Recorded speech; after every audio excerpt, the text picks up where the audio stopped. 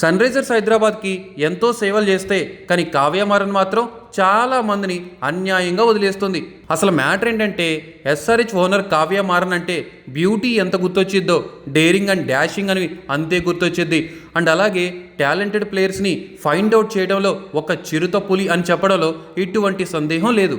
కానీ ఎస్ఆర్హెచ్ని నమ్ముకున్న కొంతమందిని అయితే చాలా అంటే చాలా దారుణం అయిపోతున్నారు వాళ్ళ పరిస్థితి. ఫర్ ఎగ్జాంపుల్ 2016లో ఛాంపియన్స్ అయ్యింది అంటే ఎస్ఆర్హెచ్, దానికి రీజన్ టీం వర్క్. కానీ ఆ టీంకి నాయకత్వం వహించింది డేవిడ్ వార్నర్ సేన. అలాంటి డేవిడ్ వార్నర్ని సరిగ్గా చూసుకోలేదు, వాటర్ బాటిల్స్ పట్టించారు అండ్ అలాగే ప్లేయింగ్ లెవెల్లోకి తీసుకోకుండా అగౌరవపరిచారు. చాలా అంటే చాలా సేవలు చేశాడు డేవిడ్ వార్నర్ ఎస్ఆర్హెచ్కి. తన కెరీర్ కూడా ఎస్ఆర్హెచ్తోనే ముగిస్తే చాలా బాగుండేది. కానీ ఎస్ఆర్హెచ్ వాళ్ళు డేవిడ్ వార్నర్ని వదిలేశారు. ఆ తర్వాత చాలా మంది ప్లేయర్స్, రషీద్ ఖాన్ లాంటి ప్లేయర్స్ని కూడా వదిలేయడం జరిగింది ఎస్ఆర్హెచ్ వాళ్ళు. కావ్య మారన్ ఎందుకని ప్రతిసారి టీంని ఛాంపియన్స్గా చేస్తే ఇలా ప్రతిసారి వాళ్ళకి అన్యాయం జరుగుతూనే ఉంది. అండ్ వన్ థింగ్, ఎలిమినేటర్ దగ్గర నుంచి ఐపీఎల్లో ఛాంపియన్స్ చేసిన టీం ఏదన్నా ఉంది అంటే చరిత్రలో అది ఒకే ఒక్క team, orange army, Sunrisers Hyderabad.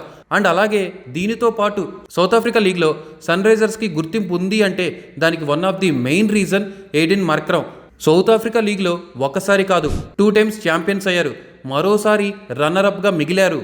కానీ తనకు కూడా అన్యాయం జరుగుతూనే వచ్చింది, అన్యాయం జరిగింది. మళ్ళీ అతన్ని రిటైన్ చేసుకోవడానికి ఎంతైనా ఖర్చు పెట్టాలి, ఎంతవరకైనా వెళ్ళాలి.